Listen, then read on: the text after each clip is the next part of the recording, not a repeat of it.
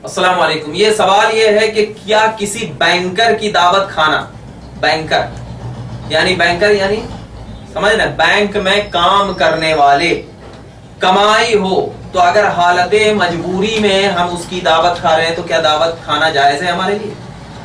تو سب سے پہلے تو اسلام جو ہے یہ شک اور شبہ پر نہیں چلتا، یقین پر چلتا ہے، شک اور شبہ پر نہیں چلتا. آپ سوال اس لیے کیے کہ آپ کو معلوم ہے کہ یہ بینک میں جاب کر رہا ہے تو اس کا پیسہ کیا ہوگا، سود کا ہوگا، اسی لیے تو آپ سوال کیے نا. لیکن کیا آپ کو یقین ہے کہ یہ پیسہ سود کا ہے؟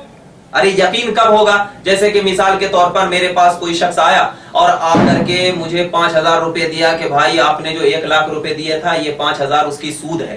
میں اس سے 10 روپے نکال کر کے اس کو دیا کہ جا تو ٹھنڈا پی لے، تو یہ اس کو یقین ہوا کہ یہ سود کا پیسہ ہی مجھے دے رہا ہے، تو اب یہ پیسہ استعمال کرنا کیا ہے؟ حرام.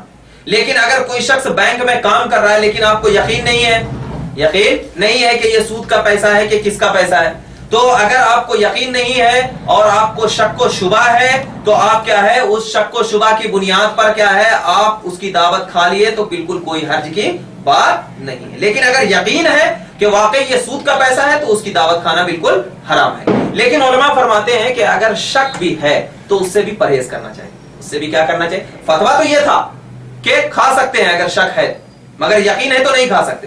لیکن علماء فرماتے ہیں کہ تقویٰ یہ کہتا ہے کہ اگر شک بھی ہے تو اس سے پرہیز کرنا چاہیے. جیسا کہ ایک روایت پیش کی جاتی ہے، ذہن میں آ رہا ہے کہ حضرت امام اعظم رضی اللہ تعالیٰ عنہ کپڑے کا بزنس کرتے تھے، کپڑے کا کاروبار کرتے تھے. تو کیا کرتے تھے، کپڑے کا جو کاروبار کیا کرتے تھے، تو ایک مرتبہ کپڑے کو ماپ رہے تھے تو دیکھا کہ ایک کپڑے میں بے داغ ہے، داغ لگا ہوا ہے کپڑے. وہ چلے گئے تو ان کے ساتھ جو تھے وہ بھی کپڑے کو لے کر کے بازاروں میں بیچنا شروع کر دیا. تو حضرت امام اعظم جب شام میں واپس آئے ان سے حساب لیا، کہا کہ وہ کپڑا کہاں ہے جس میں داغ تھا؟ کہا امام میں نے وہ بھی کپڑا اسی ریٹ میں بیچ دیا.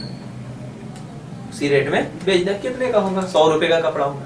تو حضرت امام اعظم چاہتے تو وہ 100 روپے صدقہ کر دیتے تھے، لیکن حضرت امام اعظم کا تقویٰ دیکھیے، اس دن جتنا کپڑا بکا ہوا تھا تمام کپڑوں کا پیسہ صدقہ کر دیا، تمام کپڑوں کا پیسہ صدقہ کر دیا، تاکہ بے داغ کپڑا اور داغ والے کپڑے کی جو تو قیمت الگ الگ ہے.